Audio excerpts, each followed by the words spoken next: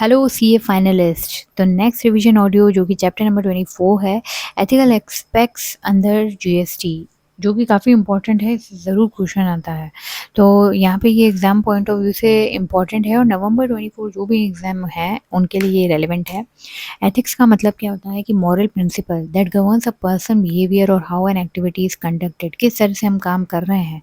तो it provides a framework for distinguishing between right and wrong, guiding the decision making, deciding what is considered morally acceptable in a given context। कि morally क्या चीज़ सही है वो हमें बताता है।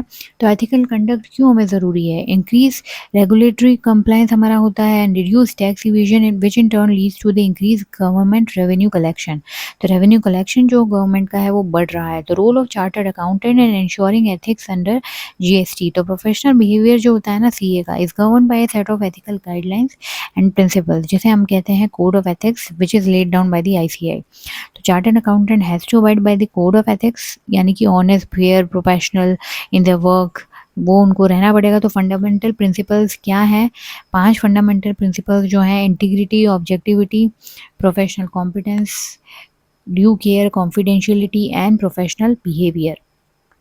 तो ये जो 5 फंडामेंटल प्रिंसिपल्स हैं IPCCO, integrity, professional competence, objectivity, confidentiality and due care and professional behaviour, तो ये जो सारे हम लोग को फॉलो करने पड़ते हैं फंडामेंटल प्रिंसिपल्स के लिए। और सीए एक्ट 1949 जो है prescribe the disciplinary action if a chartered accountant is found guilty of any professional और मिसकंडक्ट। जो भी हमने शेड्यूल्स में डिफाइन करे हैं तो वहाँ पे डिसिप्लिनरी एक्शन भी लिया जाता है। तो यहाँ पे जीएसटी में 2 ही क्लॉज आए हैं हमारे। तो a chartered accountant in practice would be deemed of guilty of professional misconduct under clause 7 of part 1 of second schedule, मतलब दोनों सेकेंड शेड्यूल के पार्ट 1 के पार्ट है। तो क्लॉज 7 और 8 है। तो क्लॉज 7 जो है वो क्या कहता है, if he does not exercise due diligence और is grossly negligent in the conduct of his professional duties. और क्लॉज 8 हमारा कहता है कि if he fails to obtain sufficient info which is necessary for the expression of an opinion or its exceptions are sufficiently material to negate the expression of an opinion। ये दोनों यहाँ पे clause हमारे काम करते हैं। तो चार्टर्ड अकाउंटेंट को क्या करना पड़ेगा, एथिकल कंडक्ट को फॉलो करना पड़ेगा in discharging the professional duties under the GST law. Compliance functions उसको देखने पड़ेंगे, furnishing certification, reports, advisory roles हैं, तो ये सारा उसको काम करना पड़ेगा। He should maintain the professional knowledge and skill at the level required to ensure that a client और the employer receive the professional service based on the latest applicable position of the GST law. तो इतनी हमें knowledge और skill भी रखनी पड़ेगी। In case of any violation of the law, तो हम लोग को क्या करना पड़ेगा, इन परफॉर्मिंग द कंप्लायंस, अगर उसने कोई भी वायलेशन किया है कंप्लायंस में, सर्टिफिकेशंस में, एडवाइजरी फंक्शन में, तो ही शैल ऑल्सो भी लायबल टू एप्लीकेबल, पेनल्टी भी लगेगी, प्रोसिक्यूशन भी लगेगा।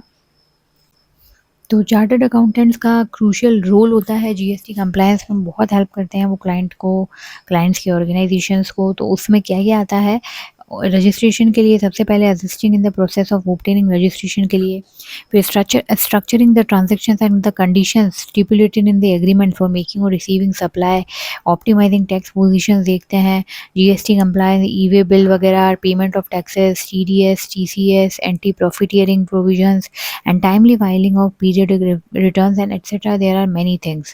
So generally they are responsible for maintenance of the accurate and detailed records of all the GST related transactions, जिसमें कि invoice, receipts, other relevant document सब कुछ आ जाता है। तो जो भी ये मेटिकुलर रिकॉर्ड कीपिंग है, it is a legal requirement भी है, एथिकल ड्यूटी भी है।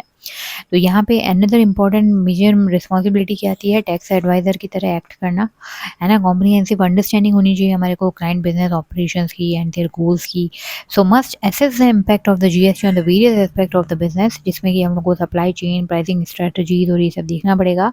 तो a chartered accountant who holds certificate of practice and has not been debarred from the practice, so he can also appear on behalf of his client before a GST officer, GST appellate authority या appellate tribunal in connection with any proceedings under the GST law as an authorized representative of the client, तो वो कर सकता है।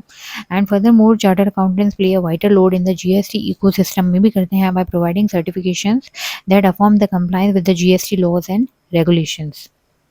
तो primary aim उनका क्या है, curbing the unethical practices, preventing the leakage of revenue, ये सब नहीं होना चाहिए। तो वाइल प्रोवाइडिंग द सर्टिफिकेशन, तो उनको खुद को भी क्या करना पड़ता है सीए को कि एथिकल रिक्वायरमेंट्स हैं of the code of ethics and the applicable requirements of the standard on the quality control. SQC1 जो ऑडिट में हमने पढ़ा है, quality control for forms that performs audits and reviews of the historical financial information and other assurance and related service engagements. तो ये सब लोग हम लोग को करना पड़ता है। तो क्या क्या certifications reports to be furnished by CA required under the GST law, GST law में क्या क्या सर्टिफिकेट्स वगैरह हमें देने पड़ते हैं।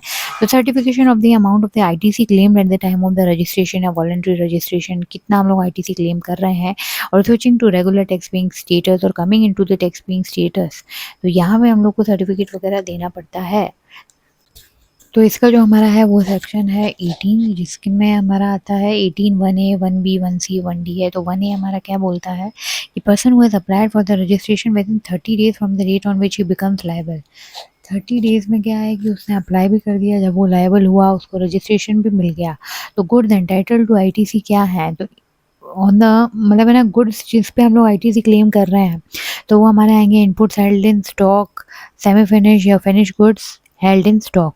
तो ये सब लोग का हम इसका क्या ले सकते हैं, आईटीसी ले सकते हैं on the day immediately preceding. तो मतलब एक दिन पहले वाले में लेना है the date from which he becomes liable to pay tax, उससे एक दिन पहले के लिए वो क्या हो जाएगा कि एलिजिबल हो जाएगा, जिस पे वो आईटीसी ले पाएगा। फिर 1B में आता है कि जो रिक्वायरमेंट तो नहीं है रजिस्टर करने की, पर किसी ने वॉलंटरी रजिस्ट्रेशन किया है, तो वो किस में इनपुट्स ले पाएगा, inputs held in the stock, semi finished और finish goods held in stock, और उसको कब मिलेगा, the date of grant of registration, उससे एक दिन पहले। फिर 1C है कि जो person who ceases to pay the composition tax, और अब वो क्या है रेगुलर स्कीम में आ गया है, रेगुलर स्कीम में आ गया है, मतलब ज़्यादा टैक्स वगैरह देगा, तो उसको क्या है सारा आईटीसी दे सकते हैं स्टॉक में, सेमी फिनिश्ड में, फिनिश गुड्स में, या फिर कैपिटल गुड्स में भी। तो मतलब ये है कि जो फ्रेश रजिस्ट्रेशन लेते हैं उनको आईटीसी ऑन कैपिटल गुड्स नहीं मिलता है, बट यहाँ पे क्या है कि रेगुलर स्कीम में आ रहा है तो कैपिटल गुड्स का भी मिल जाएगा। And on the preceding day from the date on which he becomes liable to pay tax under the regular scheme। फिर 18(1)D है कि registered person whose exempt supplies क्या बन गई है, अब टैक्सेबल बन गई है। तो अब हम लोग है ना आईटीसी के लिए क्या एलिजिबल होता है यहाँ पे, तो यहाँ पे भी inputs held in stock, semi finished या finish goods held in stock relatable to such exam supply, जो रिलेटेबल है ना उन पे मिलेगा। And on the capital goods जो कि एक्सक्लूसिवली क्या है एग्जाम सप्लाई के लिए यूज़ कर रहे हैं, तो इन पे जो आईटीसी है ना वही मिलेगा, एक दिन पहले का मिलेगा from the date which supply becomes taxable, यानी कि एग्जाम से सप्लाई जो वो हुई है उस दिन से हम लोग को मिलेगा। यहाँ पे सारे अबव केसेस में रजिस्टर्ड पर्सन को क्या करना पड़ता है, एक इलेक्ट्रॉनिक डिक्लेरेशन देना पड़ता है आईटीसी 01 में ऑन द कॉमन पोर्टल। उनको बतानी पड़ती है डिटेल्स कि क्या क्या इनपुट्स हैं, स्टॉक, सेमी फिनिश गुड्स वगैरह, ये सब बताने पड़ते हैं। और डिक्लेरेशन जो है it is to be filed within 30 days, और एक्सटेंडेबल भी होता है ये by the commissioner and commissioner of the state GST या फिर commissioner of the UT GST from the date when the registered person becomes eligible to avail the ITC. तो ये जो हमारा क्लेम है आईटीसी का, जो भी हमारा क्लेम है आईटीसी का, सीजीएसटी, एसजीएसटी जो भी वगैरह है, अगर इसको सबको रखते हैं साथ में, और अगर ये 2 लाख से ज़्यादा होता है आईटीसी का क्लेम, तो जो हमारा डिक्लेरेशन होता है ना वो हमको सर्टिफाइड भी कराना पड़ता है प्रैक्टिसिंग सीए या फिर कॉस्ट अकाउंटेंट से। तो उनको जो सीए होते हैं वो क्या करते हैं to examine the books of the accounts and the other relevant documents, records वगैरह देखेंगे to provide the reasonable assurance कि जो अमाउंट डिक्लेयर्ड है मतलब जीएसटी 1 में जीएसटी आईटीसी 01 में वो एक्यूरेटली हमने ड्रॉ करा है बुक्स ऑफ अकाउंट से, और सारे के सारे हमने वेरीफाई किया है, उसके बाद ही हम लोग क्लेम कर रहे हैं आईटीसी की तरह। तो ये तो हमारा पहला था कि आईटीसी से रिलेटेड हम सर्टिफिकेशन देते हैं। सेकंड है certification that the sale, merger, demerger, amalgamation, lease, transfer of business done with a specific provision for the transfer of the liabilities। तो यहाँ पे क्या होता है कि जो भी हम लोग ये ट्रांसफ़र कर रहे हैं और change in ownership of the business etcetera, तो यहाँ पे क्या है कि जो भी ITC that remains unutilise in the electronic credit ledger of the registered person, तो आईटीसी जो अनयूटिलाइज रह गया है उसको हम लोग क्या कर सकते हैं, can be transfer to the new entity provided that there is a specific provision for the transfer of liabilities in such change of constitution. अगर आईटीसी को लेना है तो ट्रांसफ़र ऑफ लाइबिलिटीज़ भी करना पड़ेगा। तो रजिस्टर्ड पर्सन को क्या करना पड़ेगा, should furnish the details of the change in the constitution in the form ITC-02 on the common portal. तो कॉमन पोर्टल पे ITC-02 में आप लोग बता दो, and he needs to submit a certificate from the practicing CA और cost accountant की जो भी हम चेंज कर रहे हैं कॉन्स्टिट्यूशन में, that has been done with a specific provision for the transfer of liabilities, मतलब हमने सबको ध्यान करके ही करा है। तो सीए एग्जामिन करेगा बुक्स ऑफ अकाउंट डॉक्यूमेंट और ये सब रीजनेबल एश्योरेंस लेनी है, यही पॉइंट लिखना है सेम। थर्ड है हमारा certificate that in case of the refund claim, जहाँ पे रिफंड क्या है कि 2 लाख से ज़्यादा है by the applicant, there is no unjust enrichment. तो ये वाला आपने काफ़ी पढ़ा होगा कि अनजस्ट एनरिचमेंट है कि नहीं है, जहाँ पे रिफंड क्लेम 2 लाख से ज़्यादा है। तो इसके लिए हमें क्या करना पड़ता है, certificate in the annexure 2 of the form GST refund 01 GST RFD 01 is to be issued by chartered accountant or cost accountant की जो भी इंसिडेंट ऑफ टैक्स इंटरेस्ट या जो भी अमाउंट है जिसको हम लोग रिफंड की तरह क्लेम कर रहे हैं, that has not been passed on to any other person. तो no unjust enrichment in the case of the applicant and in a case where the amount of the refund जहाँ पे क्या है कि 2 लाख से ज़्यादा है। तो सर्टिफिकेशन जो है meticulous examination of the books of accounts वगैरह हमें करना पड़ेगा, रीजनेबल एश्योरेंस लेनी पड़ेगी कि किसी और को हमने पास नहीं करा है। नेक्स्ट है certification of the amount of the ITC to be reversed on the cancellation of the registration, या फिर हम स्विच कर रहे हैं कंपोजिशन लेवी में अब जा रहे हैं, एग्जिट कर रहे हैं from the tax paying status in respect of the input for which the tax invoices he available नहीं है। तो ITC हमें क्या करना पड़ेगा, रिवर्स करना पड़ेगा। तो रिवर्सल ऑफ ITC जब हमको करना है, supply gets wholly exempt from tax, तो इसके लिए हम लोग को क्या करना पड़ेगा, ITC ऑन द इनपुट्स जो है should be reverse proportionately on the basis of the corresponding invoices on which the credit had been availed on such inputs. तो कॉरेस्पॉन्डिंग इनवॉइस के बेसिस पे हम लोग रिवर्स करते हैं, बट अगर इनवॉइस अवेलेबल नहीं है तो ITC can be reversed on the basis of the prevailing market price of the goods, market price of the good on the date of the switch over, या फिर exemption cancellation जब भी हुआ, the details जो furnish करेंगे on the basis of the prevailing market price, that needs to be duly certified by the practicing CA और cost accountant. तो वही मेटिकुलस एग्जामिनेशन करना पड़ेगा कि correctness of the quantum of the amount of the ITC to be reverse हमें कितना हम लोग को करना पड़ेगा यहाँ पे। अब है ऑडिट रिपोर्ट अंडर सेक्शन 66। यहाँ पे क्या है कि if at any stage of scrutiny, inquiry, investigation, other proceeding before him, तो जो भी हमारा ऑफिसर है not below the rank of the assistant commissioner having regard to the nature and the complexity of the case and the interest of the opinion, interest of the revenue, उसको ये लगता है कि कोई भी स्टेज हमें मतलब स्क्रूटिनी चल रही है, इंक्वायरी, इन्वेस्टिगेशन पहले से है और असिस्टेंट कमिश्नर से बिलो ऑफिसर नहीं है, और उनको लगता है 2 चीज़ें यहाँ पे होती है कि value of the goods and services not correctly declared plus the, और या फिर the credit availed is not with in the normal limit, यानी वैल्यू ऑफ क्रेडिट के लिए ही हमारी स्पेशल ऑडिट जो है ऑडिट रिपोर्ट अंडर 66 हमारी यहाँ पे होती है।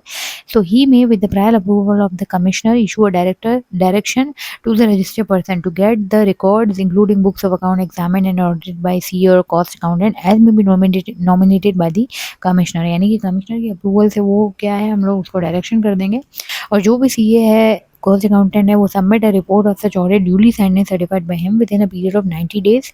90 डेज के अंदर हमको देनी पड़ेगी टू द असिस्टेंट कमिश्नर, और असिस्टेंट कमिश्नर जो है वो एक्सटेंड कर सकते हैं 90 पीरियड्स को फर्दर 90 पीरियड से on the application made to him by the registered person, मतलब बाय हिम मतलब रजिस्टर्ड पर्सन कर सकता है या फिर सीए और कॉस्ट अकाउंटेंट भी कर सकते हैं for any sufficient and material reason, उसके लिए कर सकते हैं। और जो भी एक्सपेंसेस हैं यहाँ पे एग्जामिनेशन का या audit of the records, remuneration जो है सीए की वो कौन करेंगे, determined and paid by the commissioner and such determination shall be final and on the conclusion of the special audit registered person को इन्फॉर्म करेंगे of the findings of such special audit.